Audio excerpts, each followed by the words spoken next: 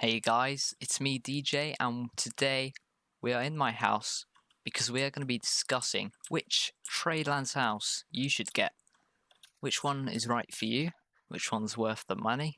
Well, I'm ultimately going to help you make your decision as to which house you're going to get. Now, I'm going to sort of categorize each house, whether it's based off of price or customizability or looks. And before we get into it, please consider subscribing. It would be great to make it to 200 subscribers. Thank you. Now, first off, we're going to talk about why would you actually need a house in the first place? Is it worth spending tax every week to pay for a house?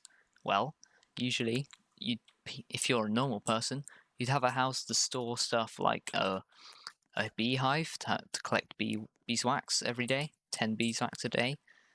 You'd have a house to home your blacksmith station and your carpentry station. But if you do not have any of these, it is very, very recommended that you get them before you first start paying for your house. As I know a lot of people who have houses with pretty much nothing in them except one or two glowies that no one's going to buy. So yeah, before you make your house, make sure you have a proper use for it so that you can actually do something with it. On that note, if you're looking for the absolute cheapest house, the only reason you're going to use this house is to store your beehive or your blacksmith station or your carpentry station. This is what you're going to want, the shack. Now, of course, I've already got a house, so upgrade cost is going to be 0 for me. But the first upgrade cost is 25,000 and the weekly tax is 3,500. This is really cheap because technically all you have to pay is 25,000 for the first upgrade because you don't have to worry about tax. If you go to my taxes, you can spend 5 loyalty tokens and get 15,000 in your tax reserve. So that means that each week the amount of tax that you have to pay will be taken out of your tax reserve. So this could keep you going for a while, 5 loyalty tokens. If you're looking for a house that has a very good amount of space, that does not cost a lot of weekly tax, and also has the possibilities of being upgraded further, like you have the cellar expansion.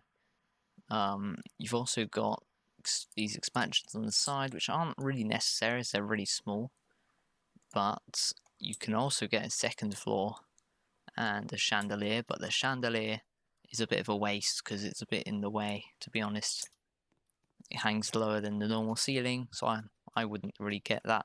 But one thing this does require you to have Roblox Premium, which grants you access to this house, because of course Nar makes money if you play his game with Roblox Premium, but if you don't have Roblox Premium, unfortunately you can't get this house.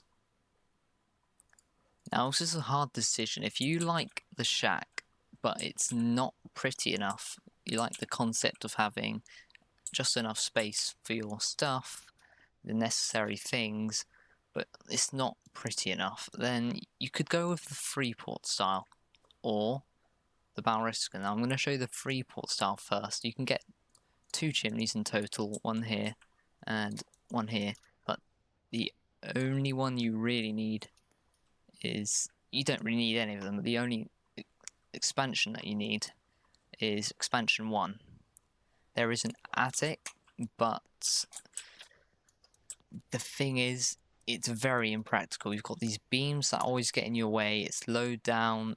If you place, let's say, a blacksmith station here, the menu would go above the roof, so you can't really access it unless it's really close to you up here.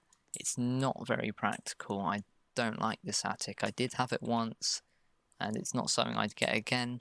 However, the back room is, in my opinion, a very good upgrade to have. But once you start getting to the back room upgrade, things get expensive, over 20k per week. Which is why I think if you're going to go for an upgrade from the shack, the Freeport with just one expansion is perfect for you. Otherwise, you could also go with the Birkeland House. It's quite cheap to start off with, only 4,000. I think gives you a bit more room, or maybe just about the same amount of room as the shack. But if you get expansion 1, you get all this new space, and it's still only 8 grand a week. And then you can get a workshop, which I really recommend. So if you have a glowy business, or if you just want a space to put your stuff, like your beehive, your blacksmith station, your carpentry station, you put it all in here, and then you can have all of your things that you want people to see here. And also, if you have a door and you place it here, it will snap to the edges, so it will be nice and flush. This is actually a pretty good house for people who want a bit more. You've got a chimney, which is nice because it also comes out on the other side of this. Just looks nice. There is also another expansion this way. It gives you another window. It gives you about that much more for another 4,000, which is it's okay. Expansion 3, which expands that way, but the only thing I don't like about it is it multiplies your tax by 1.8, so you're going to be paying 80% more of what you've already got. There is a cellar, this is the nicest cellar that there is in the whole game. It's nice brickwork. You could have this instead of the workshop, but the workshop's cheaper. It gives you very similar amount of space. I'd rather go with the workshop than this cellar. There is a second floor as well, which is basically your bottom floor times by 2. So it's not a bad investment, the second floor. And then finally there is an attic. This is one of the good attics in the game. This is an attic that I would definitely get. But of course, 14,000 extra. You're going to be paying around 40,000 a week to keep this house.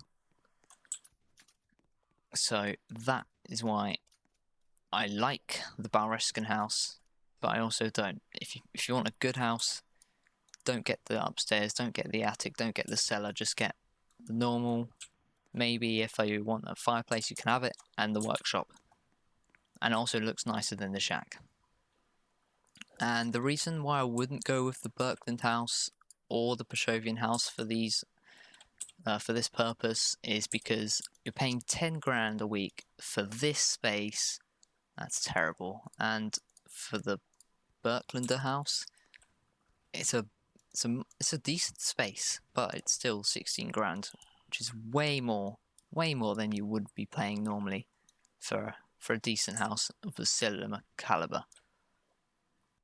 Now, if you want great customizability in your house, let's say you want to put a second floor of your own, like if you want floorboards that you can craft, the shack is the number one.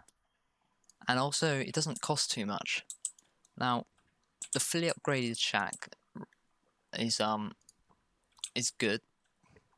You get a very decent amount of space, and I 100% would recommend getting the show rafters. It's completely free.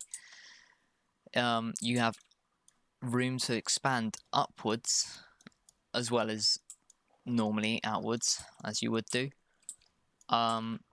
You have this fireplace, which I would not get. It kind of interferes with if you have any furniture here, as I do in my house. There is a decent cellar. It's not the best cellar in the game. It's it doesn't look as nice, and it's kind of cramped if you get everything in here. Like, I'll show you my cellar right now. Like, this is my cellar. Even the cellar is quite low, as you can see, or it's quite shallow. So the menus are coming out of the ground or out of the floor. But yeah, everything gets a bit tight in here. But it's enough. It's enough to get everything in. It works, but it's quite cramped. Now, I've got the fully upgraded shack apart from the apart from the chimney, which would go here. As I was saying, you have room to expand upwards with these craftable floorboards. If you place them just above the door, about here, you get enough headroom under them, and you can also get a nice second floor. This is why I love the shack for customizability, because it doesn't look bad when you slap a second floor on it. It works really well, in my opinion. Another great thing is that the shack is very spacious and empty. The only real obstacle is this, the big pillar, which allows you to put lots of walls and you can have different corridors, you can have different rooms. It's what makes it's what makes the shack special. It really does. That's why it's unique, it's cheap, and it's very, very customizable.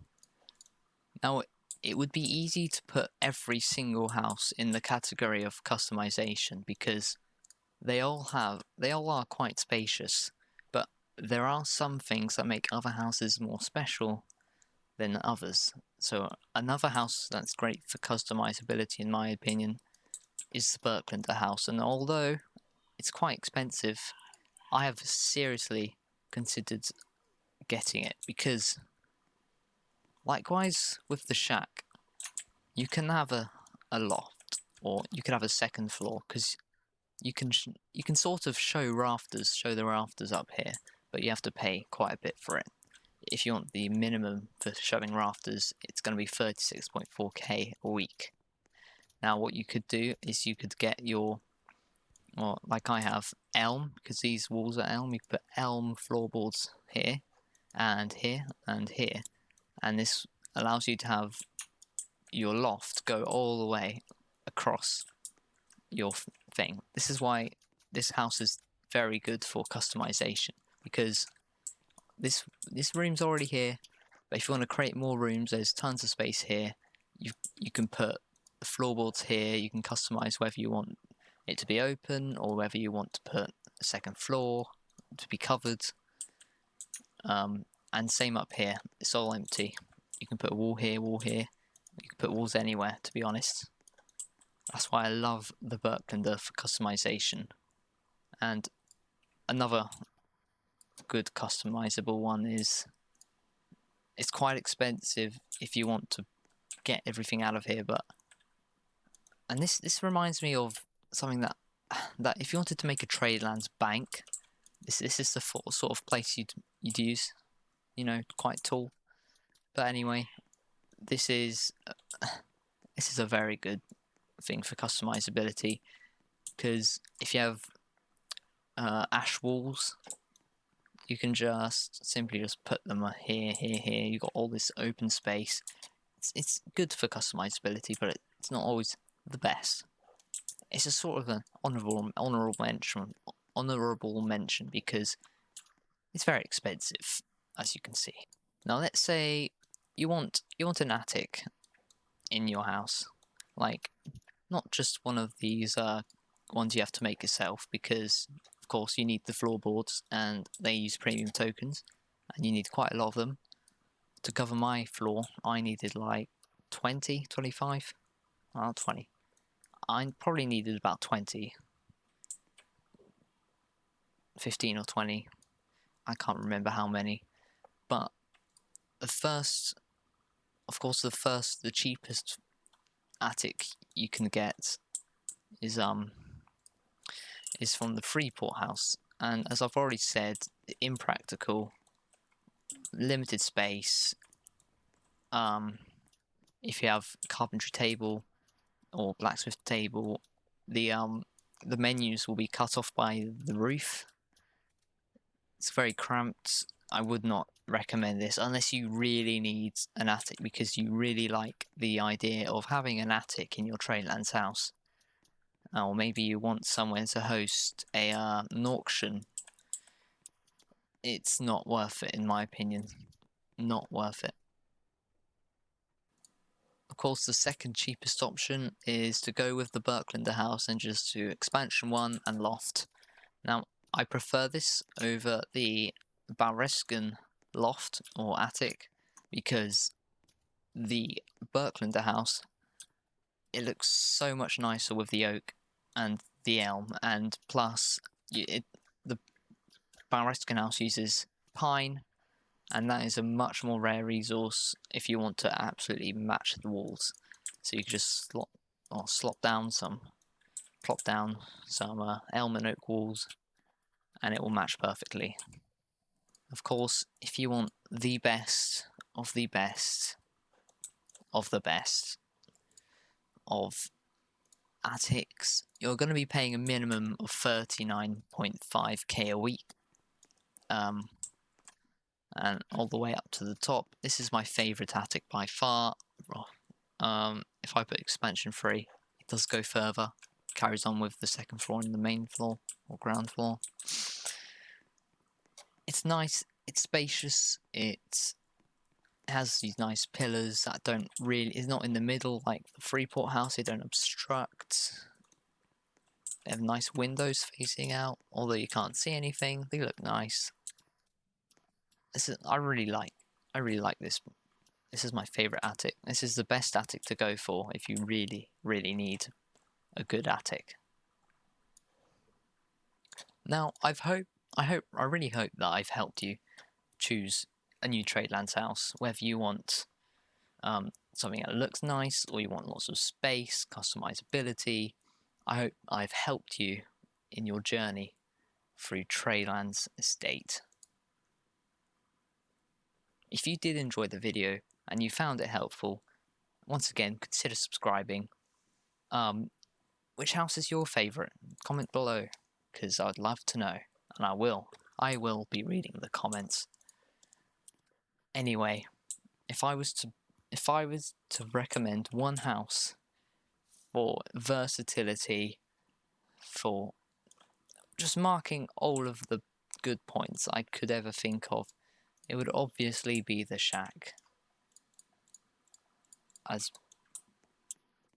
bad as it may seem, it's a very popular house for a good reason. It's cheap. It's very customizable. You can put a second floor, as I've already said. You've got all the space you need. You've got a cellar. You've got a chimney if you want it.